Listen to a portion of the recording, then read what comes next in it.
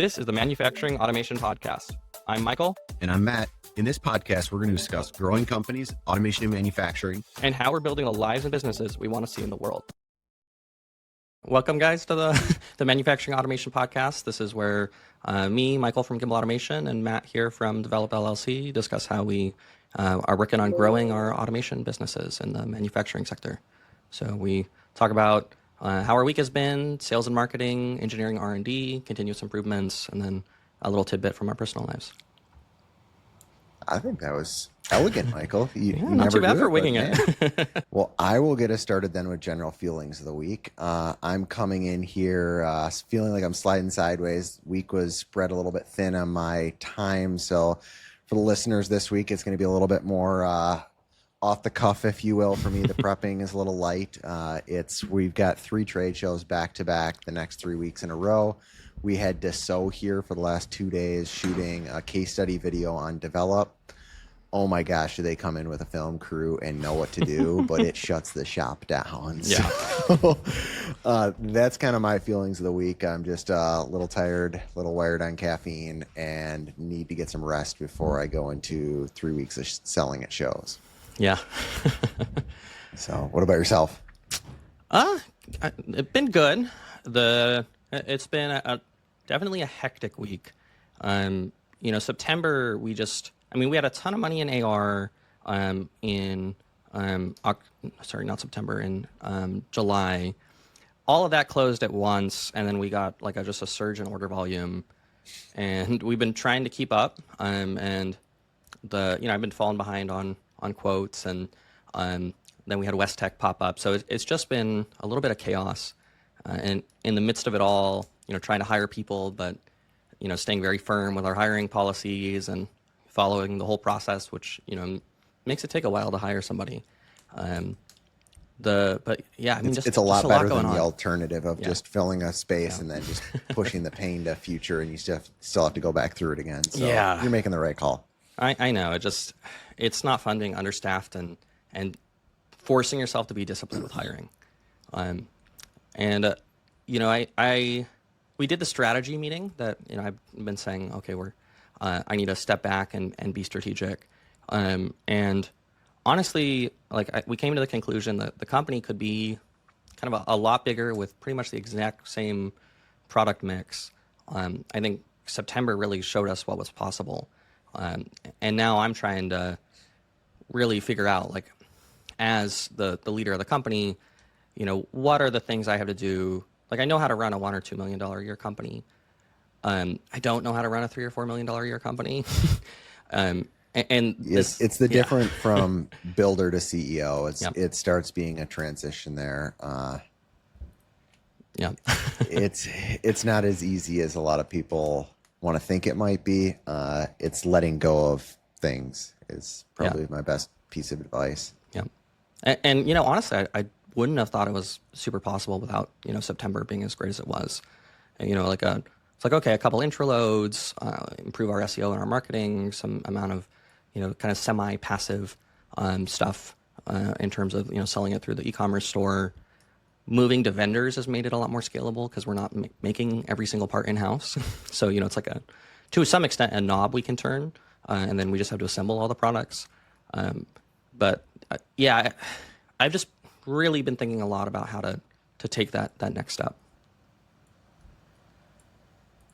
What have you come to the conclusion of? You just spent a week working on that. Yeah, well, and honestly, this is a big thing that, I think when you're going through one of those transitionary phases, and I went through one in, I don't know, probably a year and a half, 2 years ago, where we got, one big architectural project, and then we had another consulting client was just throwing money at us, and I was launching the automation business all at the same time, and we went from 4 to 14 people.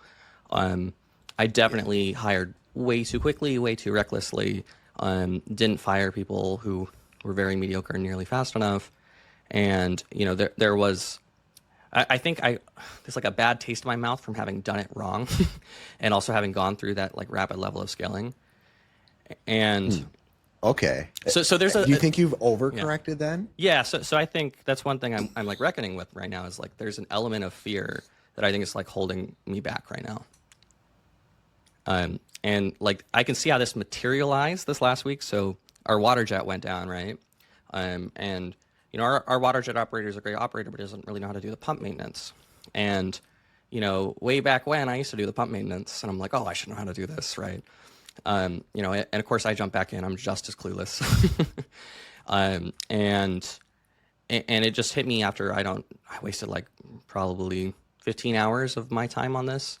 And then it hit me like, what the hell am I doing? Like, you know, that's the other people's monkeys kind of problem. Like, let it be slow. Let your production be pushed back. You know, maybe we can push some overtime next week or something. But like, you know, getting out of my own way has been. Yeah, that's a real one there. Yeah. Jumping in for 15 hours because that's a huge impact on top of funnel marketing, sales, where you've been pushing to be. Yep. You're literally right in the trenches. Yeah, and I'm just, it just hit me like, oh my God, like what, you know, because there's all this production pressure right now to keep up, but at the same time, it's just totally wrong call. I didn't handle it the way I should have handled it, and that I'm just like working on figuring out the things to do to take that step from where I am now to where I feel like we could be in a year. What's driving the production pressure right now? Well, that's a whole other can of worms that I've been working on getting better at. Is, you know, we'll have like all these customers and everybody wants their thing now, right? And it's specifically problematic with the intro loads. You know, people, you know, we'll quote them a lead time of, say, like, you know, our standard one used to be 4 to 6 weeks. Now it's closer to 8. But, you know, we would quote a customer a lead time, and you know, we check in with them a couple of times, and maybe they buy it 3 months later, but, you know, we would renew the quote and tell them, hey, the lead time has changed, right? And then they still have that expectation of like, oh, you know, we were aiming for this date. And sometimes they'll pay the first, you know, installment of the quote, and then they're like, well, you know, let's install in 2 weeks. I've been working on getting a lot better at just being like, no, like you knew it could change. Trying to not create that unnecessary pressure on the team. Even with intro loads, like we've had issues where this one pretty consistently, you know, it's like if people aren't financing it, which all gets paid up front, it's, you know, a 4-stage process.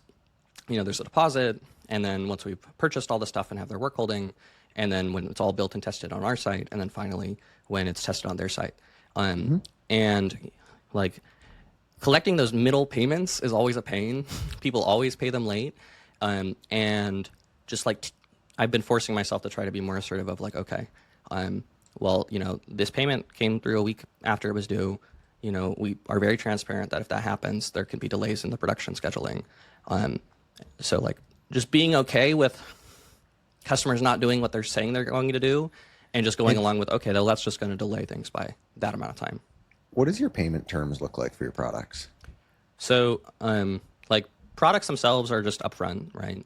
Like if you're going to our Shopify store. Yeah, that makes sense. Sorry, for your like the semi-custom turnkeys. Yeah. So like our bread and butter is like the $25,000 semi turnkey, which is like a gripper, a grabber, all the pneumatic integrations, like the custom OmniTube airline, the grip flip grip module, and then proving out a couple of parts, shipping it, doing the training.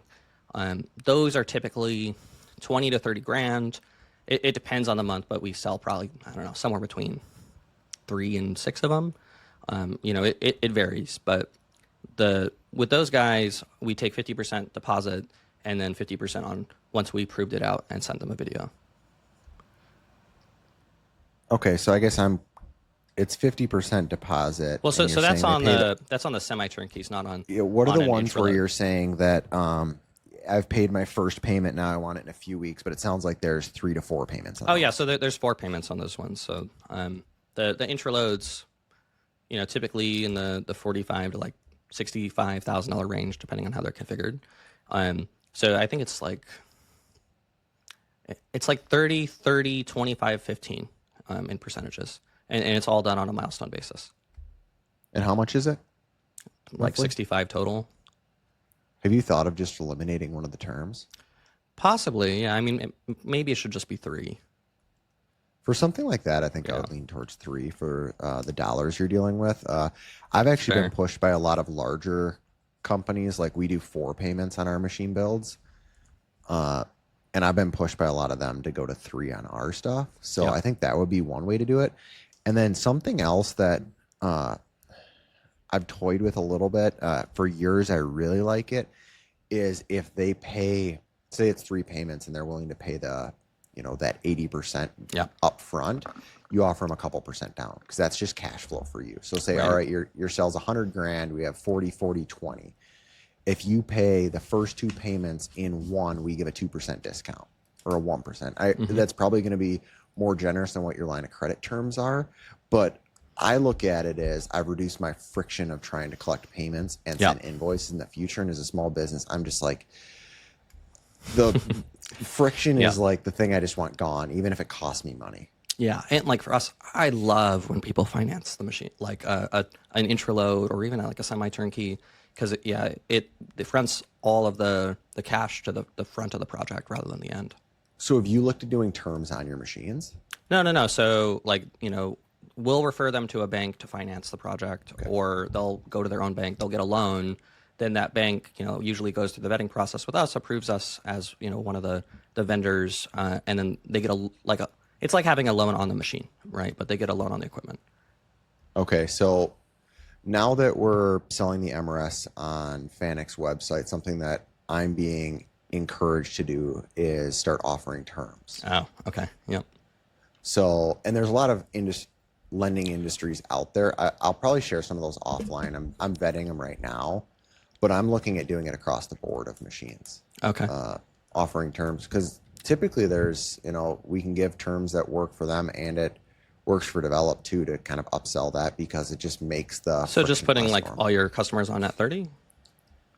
No, I'm saying at the bottom there's options of you can pay in installments as these are our terms to buy on. Right. But what I'm saying is offer the financing terms. Okay. So you can click the right here, get finance. There's a lot of lending agencies out there now that are literally AI based is what they're claiming. And they're pre-approving people in 2 to 24 hours. Yeah. And we can layer that right on our quotes. So that's something I don't think I'm going to do it on our machines in the next 12 months, but I'm definitely going to be doing it across the MRS in the next 12 months. Gotcha. Yeah, that makes sense. I mean, as long as I don't want to be the bank, right? I don't know if you have the same feeling. Develop gets paid. There's a lending agency in the middle. As soon as the machine's shipped, we've washed our hands. We're done. Yeah, that's what I'm looking at. That's the best because you get paid up front. I mean, like with an intraload financing, the bank just sends us a check, before we even started the build, which is that's couldn't get more ideal from a cash flow perspective, right? Mm-hmm. But Perfect. do you want to roll into sales and marketing? Sales and marketing, we're already there with putting terms on our contracts, or lending terms, if you will. Dassault was here, like I said. That was the bulk of my marketing energy this week. Otherwise, working in general with our agency on some website changes, miscellaneous stuff that's happening. Nothing too crazy, but Dassault was definitely the highlight. This is the second time I've done a case study with them. Did one with them when I was at Ring Brothers. They're a blast to do. They don't go light. They don't go cheap. They come in and they know what to do, and it's awesome. Yeah. That is awesome. So, I'm jacked to see this case study that they come out with. So I think it's going to make develop look probably bigger than we really. I don't know if you can talk about it, but did they comp you at all? Was it kind of a for the exposure thing? Like we didn't get paid by anything. I don't view like marketing relationships sometimes like that. I've seen things like that where you pay the company doing the thing, like all the marketing stuff like that is. It's always interesting. Yeah, I wouldn't have paid for it, but they do it, and they know the cost. I mean, they shut our shop down for a day and a half. I mean, you shut a shop down of 10 people for a day and a half. What is that? $1,600 an hour? Mm-hmm. Well, so that is the reason why I was like personally on the water jet thing is that like we had so many work orders building. We have 3 intraloads being built right now.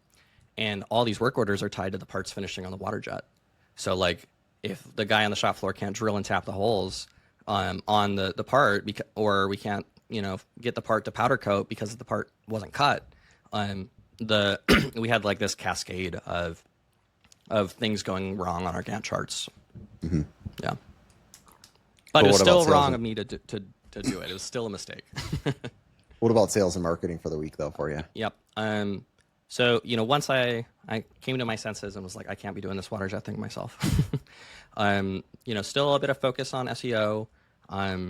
And I've been diving into like the website, and we've 10x'd our conversion rate and on specifically, Shopify. Now, Interesting. I'll preface that by saying our conversion rate was awful. And, we would make up for it by doing semi-turnkeys and intraloads and whatnot. But, little things like an automated email when someone leaves something in the cart, the little sign up and save button to try to collect email addresses and then I'm just looking at that and looking at more of those 1% improvements. Like I asked myself, looking at the website, like what is the first thing someone, trying to buy a gripper or a vise is looking for? And usually it's a CAD model, right? So, before the CAD model was like buried, putting that at the very top of the page, there's small tweaks, but, having an engineer update the drawings and get everything to the most current rev, redoing some of the photos, that's kind of been top of mind. Makes sense to me. Yeah. I mean, it's like you said, the 1%ers is what you're looking for, and you're tuning it. Yeah. And this is another can of worms, but we're trying to get an administrative coordinator to be able to essentially make the quotes, take phone calls, because it's definitely at the point already where even just like the standard quotes, dealing with, shipping issues, or someone wants to cancel their order, or someone wants to combine two orders together, like this has just become too much for, it's something I shouldn't be doing at all. It's been delegated to Priscilla, but it's also at this point too much for her to be doing and focusing on anything strategic. So yeah, that's we both bounce back and forth on each other's business models, and that is one thing that I really am happy I don't have to deal with, because I like dealing with very few clients, because I like really strong relationships with people. And so, that you have a tough challenge there. So probably having somebody else do it will mean that you can get better service too. Yeah, we're pretty quick, but it comes at the cost of the important things. Like I have to get to the point where I'm all strategy, right? And only working on improving systems or improving products or improving sales throughput, improving the team. I can't be on the floor fixing the water jet, right? Like, yeah. Definitely not. But like sales and marketing, I'm behind. That's definitely a theme right now. Leveraging AI has helped, but the big thing is plateau pretty quick there. Yeah. I guess the only thing that's kind of really new, and I know I've gone back and forth on this plenty of times, but I'm just trying to aggressively make Loom videos on any like deal that I think is hot. Just because like a phone call goes a long way. There's no doubt about that, right? Like, there's probably no better action item than trying to get a Zoom going, or just a phone call to talk about a project. But the issue is that they can spiral into the customer wants to talk about for something that's unrelated, or project scope creep, and suddenly you burn 45 minutes. And you just mentioned business models, number of clients. Like I can't do an impromptu 45-minute call. I can do that all the time with our clients, because we've got active, say 10 clients typically, right? Is a peak for us right now. Yeah. You're probably doing that monthly. Oh, there's probably 30 different clients just through, e-commerce. And then, there's probably,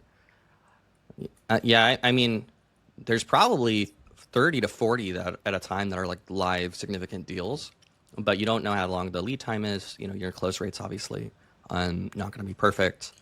Oh, I'm saying like actual active projects. Oh, If we track leads that we're talking to, right. I actively talk to, I think the number was somewhere in the mid 400s I'm usually touching base with those people between a weekly and like quarterly basis. Right.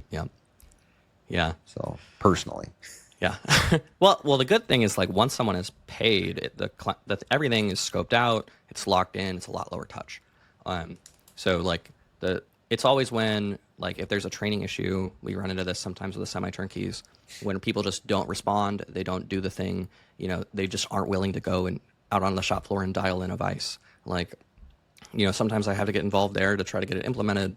But like once the projects are accepted, for the most part, they just go for us. Yeah. Yeah. Okay.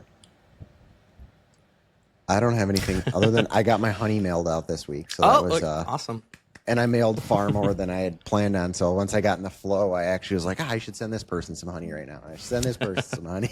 So I think I had like 4 to 5 of them that needed to get mailed out, and it was definitely more than double that went out this week. Now I need my next load of honey jars to show up. We ordered them a couple weeks ago. Cool.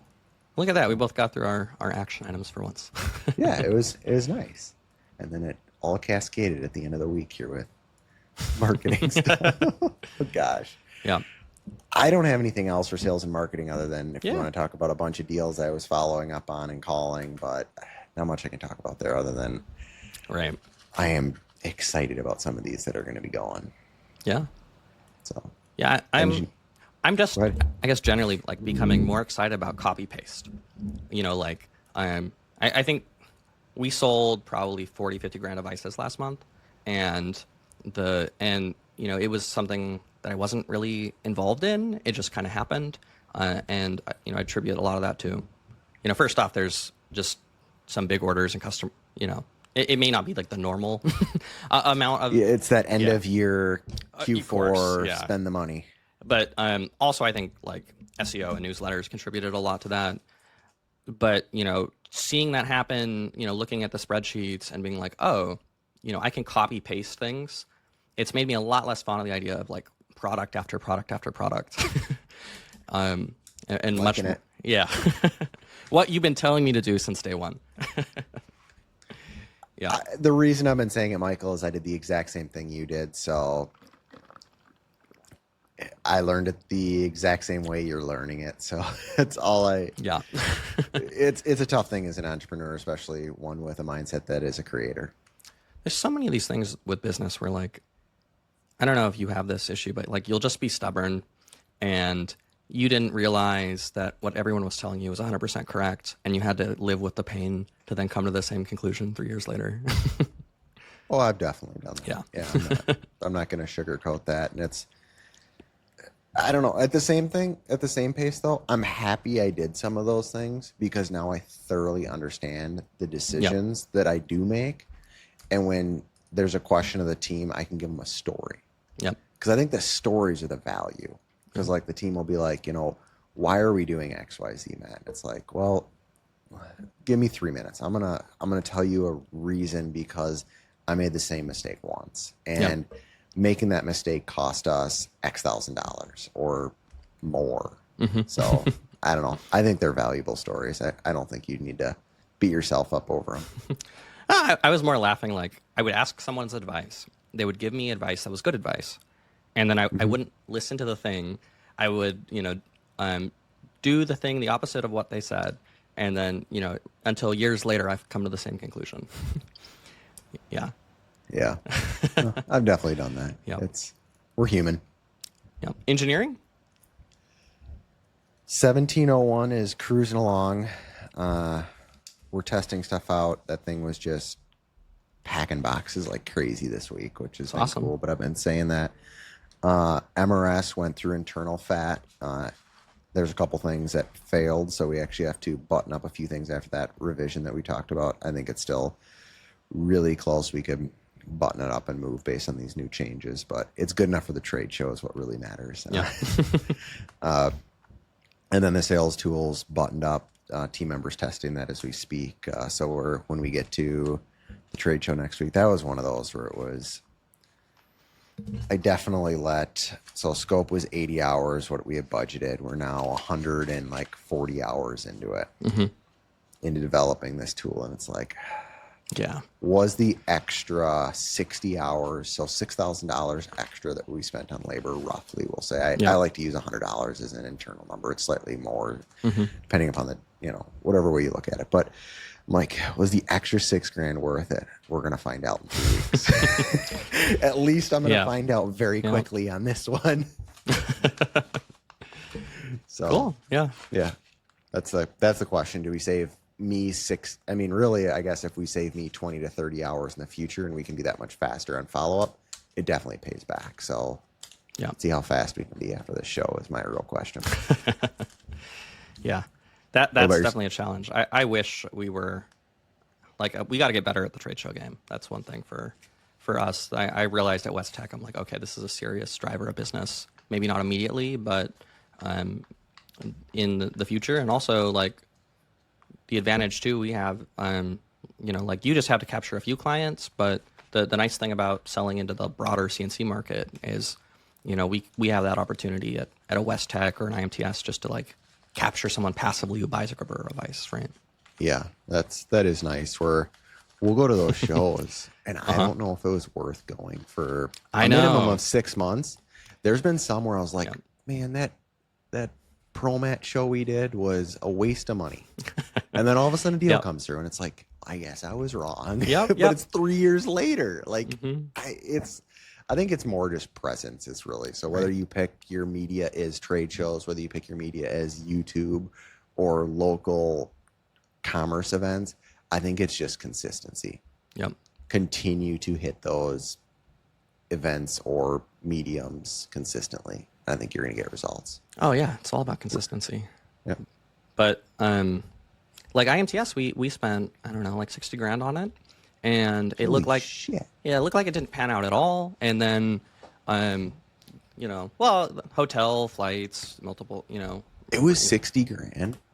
Yeah, and I'm trying to do like shows under 25 and a 10 by 20. So a third of my budget is the booth. Yeah, and we haven't spent nearly that aggressively since. And there was a lot of building like custom trade show demos and stuff accounted for in that. Oh, you're counting? Okay, that's different. I don't count our demo. I count that as R&Ds. Yeah, like if it's dedicated to the show, I count it, right? So like we have an intro load unit now that's like the shelf is dedicated to trade shows. Got it. So like I put those costs in there, but try to mentally amortize them. But it looked like it didn't pan out at all. And then one customer spent $120,000 with us. They bought this and that, and where'd we meet them? IMTS. So it's always like the everything is marketing podcast. Tie everything. It is. I mean, that's engineering R&D. Somehow we ended up back at marketing. That is comical. But I can actually talk about engineering for a second. Go for it. So I've been working on, I have this like little team of like freelance engineers now. We've been recruiting for a new head of engineering for a little bit now, and that's going well, but that's a slow process, right? And I've been recording like Loom videos, these little isolated projects, and most of them are going pretty well. Not all of them, but I'm like recording Loom videos, scoping it out, having them do the work, and it takes time, but it is a way that I'm getting a lot of these little projects done. We're redoing our axis mount, like 90-degree trunnion module for CNCs. Just like a lot of these little optimizations of like thinking about the wire routing and the intraload so that the cable management is less of a nightmare. Like, how do we make the design cleaner? Like, how do we make it look more cosmetically nice? Or there are just all these little optimizations right now. I like that. Yeah. I like the metric when I wrote the SOP or maybe it's not even an SOP. The criteria given to the team for cabling machines is I want it to look like the high-end gaming PC that you drew over on Instagram. And that was literally the only metric I gave. I want cabling to look like that. Yeah. And my team crushes it, but it takes time. Yeah, for sure.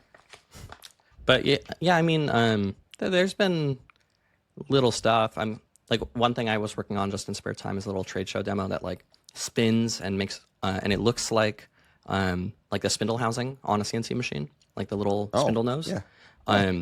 That actually clamps the grippers and spins them, and we have a little fake housing, and we can put like a Haas logo on. Because I swear, if I go to one more trade show and I have to explain like this thing goes in the spindle and like,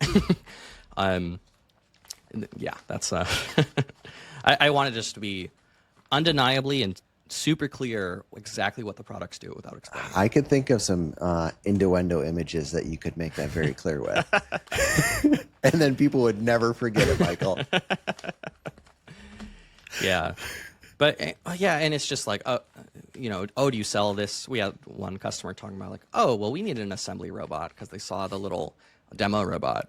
And, you know, it was like, they were like, oh, yeah, we have CNC machines. And then they're trying to get us to build an assembly robot 10 minutes later. And I'm like, well, we don't do that. And then they like just literally don't even say anything. They just turn around and walk away. And I'm like, okay, so there was 10 minutes wasted, right? When like the show was super crowded. That happens. Oh, yeah. I mean, at least it's not somebody trying to sell you something. Those drive me nuts. Oh, God. Yeah. And they're like sneaking around, trying not to get caught by security as an attendee. Oh, yeah. The team always gets a kick out of how I treat those people because let's just say Matt is normally a fairly understanding human being. Yeah. When we are paying an obscene amount of dollars to be standing there, my patience goes I'm with you. thin real quick. If you're at the end of the show and there's no one there, okay. But yeah, if the guy's like, oh, we're a CPA firm, it's like, there are people here I got to actually talk to. Yep. But yeah, not a ton for engineering. Yeah, the other thing I was thinking of is we've been really tuning our automation assessment tools. So we're going to be coming out with a free toolkit that's going to be downloadable on the website. I think we're still another couple months out probably from it, but have had one team member working on building out the tools. Another team member was actually testing them. So we flew him to South Carolina for a site visit that had to be done. Normally I would be going on them. It was just one of those where it's like, I'm on the road for 3 weeks in a row. I just, like, somebody please do this. And thankfully a team member's like, yeah, I got it. And so it actually turned out to be a really good learning experience for the entire team on it because it's making our process better because the goal is how do we make it so I don't have to go on all these site visits moving forward. Really only the ones, because this is one of those where it's actually a follow-on. We have the customer and we're getting paid to go to multiple facilities to do automation assessments now. And it was like, I was at one of their plants. We need you to do X, Y, and Z. And it was very clear about it. And document the deltas from their other facilities so we can do this. And we're looking for these opportunities. And it went, I think it was actually done better than me doing it personally. So I liked that. So the engineering R&D of that is like getting those tools and the SOPs laid out so we can get more team members doing it because I'm seeing a decently large spike in it's our top tier automation partner package where we're doing risk mitigation on complex automation integrations. So this one, the customer can buy a portion of a line. They then need, it's for robotics large, so they're more likely to be 710s or larger on either end of this line after it's being processed and designing the systems and the end of arm tooling and the conveyance that goes around that. And then there's a series of other ones where it's like packaging and palletizing, but the way that their part has to be configured similar to the 1701 on our floor, we have to come up with a unique way to present that component. And it's like, it's so high risk on solving that where it's like we're doing a 3-month retainer package and we're strictly just buying the components to mitigate that risk. And if it doesn't work, you kill the project. If it does, we go to the finish. Right. And we're seeing a huge spike on that, which is interesting. On the automation partnership, you know, that's one thing I've been thinking a lot about. I don't know if I've mentioned this to you of like, I really want to find some way to like make some sort of recurring revenue, like a win-win for our customers and us. And I think the automation package or partnerships for you are a great way to do that. It's not recurring. Oh, it's not? No. Yeah. Have you considered? So, well, it's recurring, but it has a very limited time. So they typically are 3 to 12 months. Yeah. Where I classify it as what we've really called it is, it's a partnership, but it's really coming to find out we're acting as a chief automation officer is what we're classifying it as. We come in and evaluate the business for automation in terms of manufacturing automation, not like sales automation, stuff like that. Yep. And we come in and scope that out, build them a roadmap of how to grow as aggressively as possible based on their risk appetite with automation or machines. And then from there, that typically rolls into our first project with them. And that's the reason you'll see on our website, we're rolling out here soon where we're doing a $25,000 credit. So anybody that does an automation partner program, whether you have to spend more than $25,000 to get the credit, but if you spend $25,000, we'll give you $25,000 for your first project, because what we're seeing is we're seeing skin in the game. And then we're also seeing risk mitigation for both parties, so I can build stronger relationships. Yep.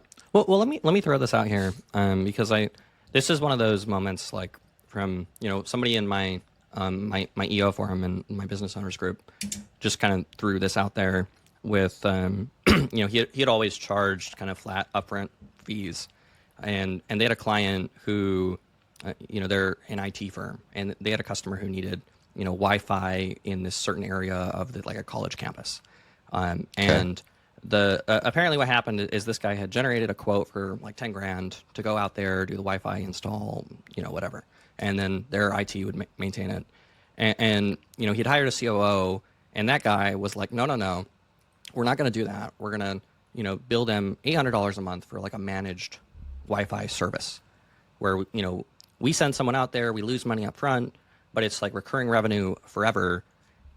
It's updated, but you're getting a better multiple if you ever sell the business, and you have the inherent stability and not the ups and downs associated with it. And I think that was a kind of an aha moment for me of like, especially in that kind of thing where presumably the customer just doesn't want to deal with it. Having it as a managed service is a huge win. And I wonder if there's like an opportunity for you, especially if you're doing something like being quote unquote the chief automation officer of a company, to turn it into a more recurring thing with a less limited time span, maybe even for a smaller value every month. So we've tried. We have like our coaching packages. I've never sold one of those. Yeah. I always sell so on our good, better, we have technically the DIY free. So now we have DIY free, good, better, best. I always sell the better or the best. I'm never and the recurring one should be one that goes into perpetuity, but so I don't know. Maybe it's a framing or the way I pitch it. And that's, I think coaching might just be the wrong word. Coaching's wasn't there something before automation assessment? Wasn't it named something else? Or no, was it always automation assessment? We've called them that, or like audit packages. Oh yeah, that's what it was. But I feel like if you framed it differently, so like that's one thing, just like the chicken and egg problem. Like we had the axis error that was like a fourth axis rotary union, and I built it. I was like, this is something the market needs. It's not commercially available. And in the first like 8 months, we sold like 2. And I was like, I wasted so much time building this thing. And but then we started selling more, and then we updated the design, and then we started selling a lot more. And I could have looked at that first 8 months where the product wasn't as good and been like, okay, I'm going to kill the product. There's this like chicken and egg thing. If you don't feel like you have product market fit with something, it might be the product, it might be the framing, it might be the marketing, but that doesn't necessarily mean you should give up on it. Yeah, I don't know if I've necessarily given up on that. I'm just seeing so much traction in the other two. I know. That it's like, I really don't, like, it's I get one it, of those where I'm seeing so much traction on the other that I'm going, okay, maybe the good is there to just steer people to the better or the best. Yeah. And that's fine, like if that's what it takes to sell. But I would like to sell some of those, because I think the companies that could value from those coaching packages are the companies that can't justify the CapEx to do the other packages. Right. So it's the companies that are somewhere between $5 and $20 million in revenue, and they know they need to go down the automation journey to compete, but they're, say, a couple years away from doing it. Yep. We can start setting the tone for them and moving the ship, if you will, strategically. So when they have the capital to do automation, we can do it. Because sometimes it can be on those businesses, if they manufacture a product, we can redesign the product for them in that period of time. So maybe we do only a couple $100,000 on a product design change, get that designed for automation, and then we design the automation equipment for them in the future. Right. That's the real value that I think those smaller companies could see. But it's a tough well, that's the whole thing too. Like, maybe the thing to do is then like to try to get that recurring revenue out of the bigger companies who you already have, product market fit on, and that's something to try. The Because just like if you do ever sell the company, and that's, I don't think either of our intent short term, but recurring revenue is a much higher multiple than revenue that is one and done. Yeah, I hear you there. I have not been focused on recurring revenue because I know I'm not trying to sell the business. My strategy has been build long-term relationships, and those turn into recurring revenue is what I've seen. So like if I build a long-term strategic relationship of building machines with a big company, it's an endless line of machines out there for them typically. Like I physically can't build them fast enough for them. It's more or less just like CapEx timing and my team size, if you will. And so that's the way I've been looking at it, because I've got several really good clients that way where we build one machine, it works. No, I get it. But at the same time, I feel like you have a lot of opportunity there in front of you to get something that's like structured of, receiving automated payments every month. And yeah, you need to deliver like value for it. Right. Well, the only thing I can see there that we've started doing is remote data analytics for them. So, and remote diagnostics. So it's more of a maintenance and uptime. The thing that people have tried convincing me we should do is sell machines on part run, kind of like Formic does. And I'm like, that's insanity. Because like if they don't run their machine, then I don't make any money. Yeah. But what we've done is we've started offering remote diagnostics packages. We gather the data of uptime, runtime, operator data, stuff like that. And then we offer like packages monthly. We can give you detailed reports, and you get access to a data-based cloud visual. Those are small. I mean, you're talking. What about like, you're dealing with large corporations. Like, what about a service contract? Because here's your monthly maintenance package. You're almost buying insurance. If you have. So we do have some of those actually. What's interesting is we sell, it's almost like an extended warranty. All right, what we want is we'd like a little bit extra life out of this than what it is on your warranty, which usually isn't a big ask. But then the layer is, all right, you've got to go through getting maintenance by us done quarterly at this premium price. And we've sold those.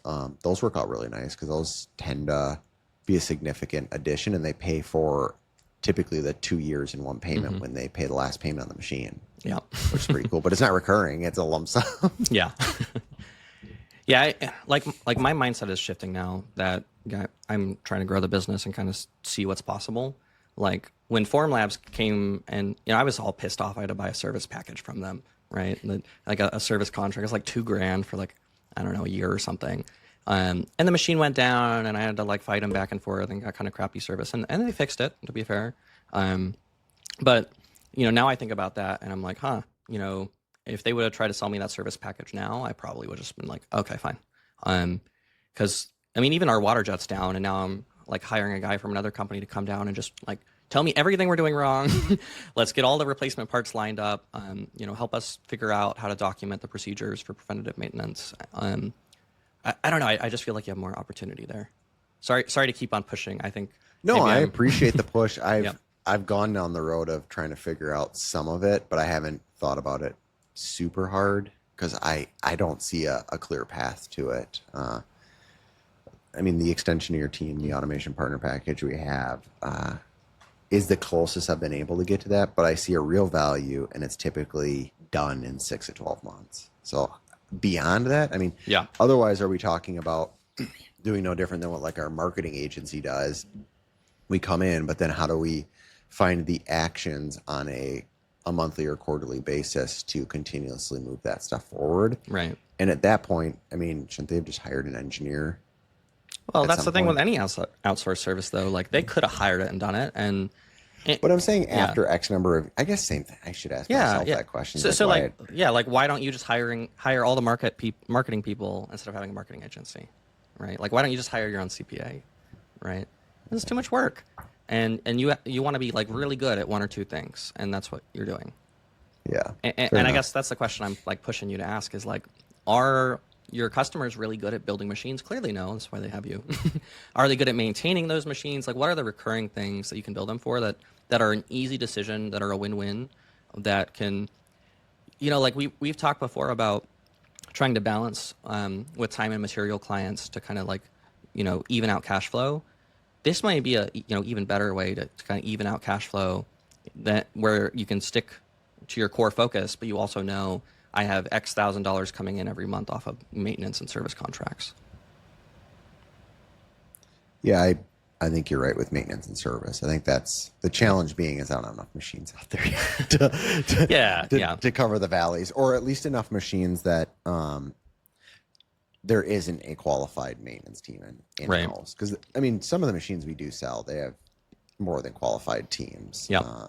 I guess it still doesn't mean if I didn't put the package in front of them, they wouldn't maybe think about it.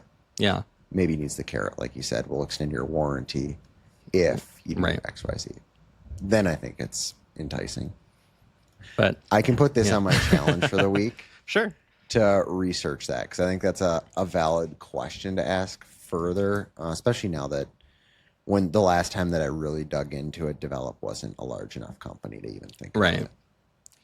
Yeah, and I've been thinking a lot about how to do it. I don't know how we can really do it. I mean, the reality is, like, we sell hardware, and I mean, the biggest thing is that a huge amount of our customers are just very averse to that idea of anything on a recurring basis. So, but I think you have a better shot at applying something like that. Fair enough. Yeah. Moving on, company-wide updates and improvements. I've talked a bunch. Why don't you start? The only SOP change that I'm aware of this week was related to the AA tools that I talked about. I guess then our sales process that I talked about too. Yeah. Our CIs are getting really lean. We're focusing on nothing too crazy right now. Like I said, we've been wiping the board off that. Trying to think what there is. There's a couple that are coming up. One plan's getting, actually we just had the last training thing. So that's as of today, our one plan Gantt management is going to be done as a CI. Now it's going into management and upkeep. So everything's either migrated or being migrated still into one plan for all of our project management and then resource data visuals.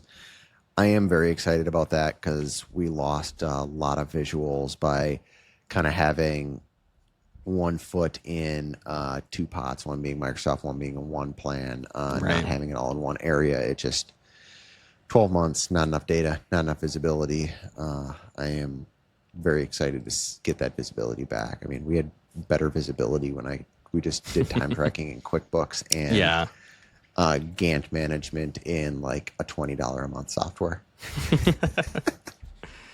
Yeah. That's one thing that we got to work on too. So that's the big thing. I'm hoping to be kicking off ISO here in about 2 months is really what I'm aiming for. We got to pass A3, which is coming up here in a little over a month here. And then once that's done, we kick off ISO. Goal for next year is ISO and UL Shop are 2 certifications we're chasing. Yep. Awesome. Yeah. I got a whole bunch of CIs. All right. Fire away. Well, the biggest one, I talked about last week how, we had one of whoever assembled one of the products in our demo for West Tech didn't use Loctite. And then after like 500,000 cycles, the part walked off. I just redesigned the part. That was a nice little CI. It took 20 minutes and is going to save us money every single time we make a GFG module or a flip station. Great. But I also realized, like, chasing around metric, I was looking for an Imperial Allen key, and we use this weird mix of Imperial and metric components. And I was like, we're going to all metric threads.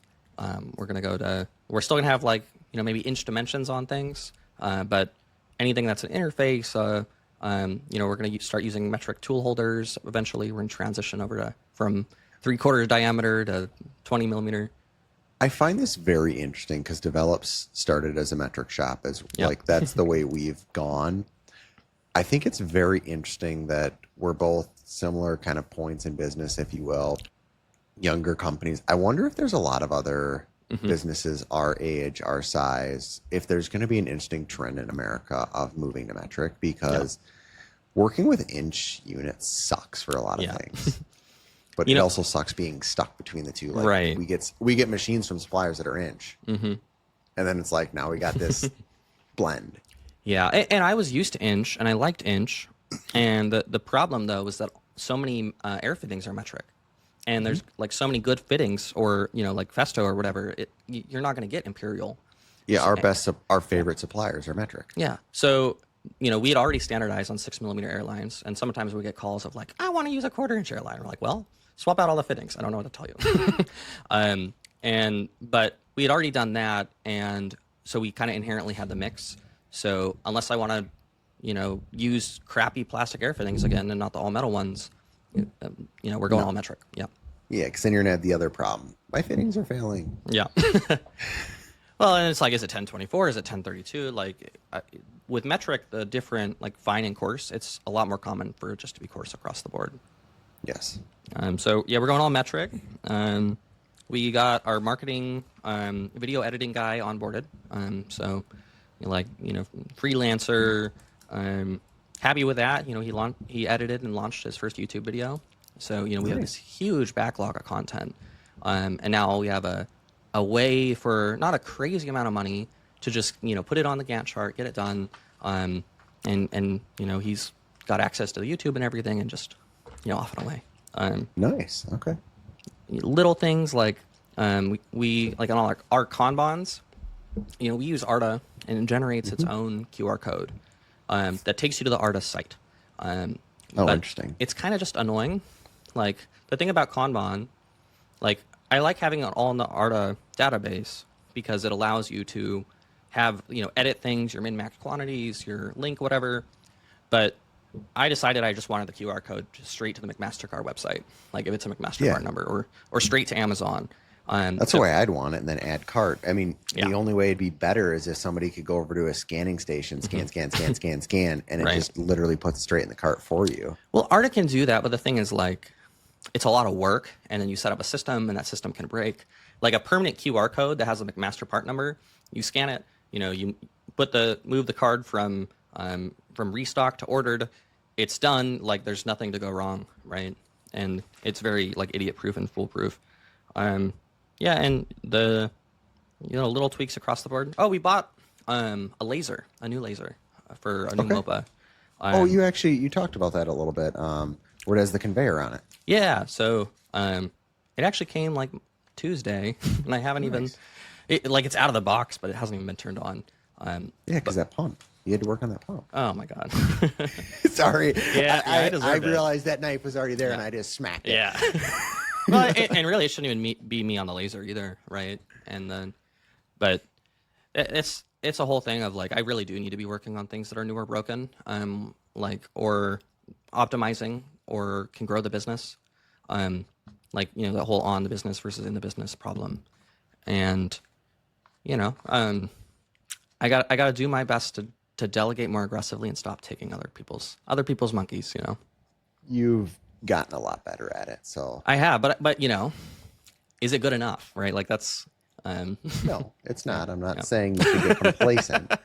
I'm just trying to, it's easy to beat yourself up, and sometimes the best way to get better is to give yourself positive reinforcement. Yeah, but I can be critical too. Like looking at, there were a couple months this year, like 3 or 4, where we just kind of stayed flat. And I was like, why, like our products are getting better, all this stuff's getting better. Like, why is the company not growing? And like that was a big thing of like not having an end goal for me, not kind of like mapping out or having projections of the next year, like having gone and done, a strategy meeting, looked at what's actually possible, while still being realistic. And it's made me look and like, oh shit, I need to change and I need to do it now. Like working backwards from an aspiration as opposed to just, being aspirational. You need to reverse engineer your plan. Yeah, exactly. You need to not come in every day and say, I'm moving towards this. You need to look at where you're going and reverse engineer it. It's not going to go as the plan is, but you're going to be still moving much faster. Yeah, like if I'm just being aspirational and not, working backwards from a goal, it's so easy to go and fix a water jet. But if it's on the other end, it's like, hey, if we grow what we projected to, we got to be at like 10 people. at the end of 26. Even with our very aggressively high revenue per person, and like understanding that, it's like I cannot be dealing with the water jet now because I need this guy to understand how to do it so that this problem is sorted out when it happens again, right? Yeah, because it'll be a much bigger problem. The delay of customers and emails you have to send when that happens will be insane. Yeah.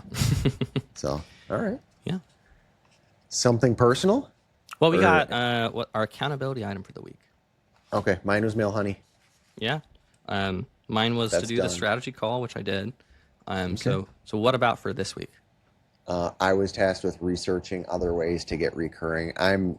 I like the maintenance one because I think that leans further into our partnership with our customers, and I see a real value there. I think that's just how do we sell that differently now, especially since we have just more credibility. I think that'll be an easier sell than other times I've tried doing it. Right. We have a couple sold, but not nearly the percentage I'd like to see. Yep. I think for me, it's just actually catch up on quotes. Where, let's say, no outstanding quotes, which is a big one. Catch up. Yep. Because I've been falling behind. Like I'll go on a discovery call and I'm not getting a quote back in 24 hours, which is like below the standard. And I'm not even generating the quote. It's just been, I just need to get better about structure and limiting the number of meetings and being realistic with what I can do every day. Well, And speed of quotes is so important. utmost priority. Yeah. I mean, we had one project go through on Monday where I had a phone call with them, went in on a site visit, and the phone call was a shift of another project they wanted based on a video of something I had seen at a previous site visit. We had spun a quote how to do it, and like they inked it almost instantly. And it was like, this is probably the lowest effort I've ever put in, but it was just being super fast to the problem they had now. Yep. Yep. Yeah, I feel you. Anything personal for the week we want to cover? Let me think. Oh, we're going to, what is it? Shawn Mendes concert tonight. So that's That should be exciting. fun. Yeah. What about you? Lack of sleep. I felt that one over the last couple of weeks. Yeah. Yeah. Cool. So that's about it for me. Yeah. Well, let's wrap there. Sounds good. Thank you so much for listening to Matt and I's conversation this week on the Manufacturing Automation Podcast.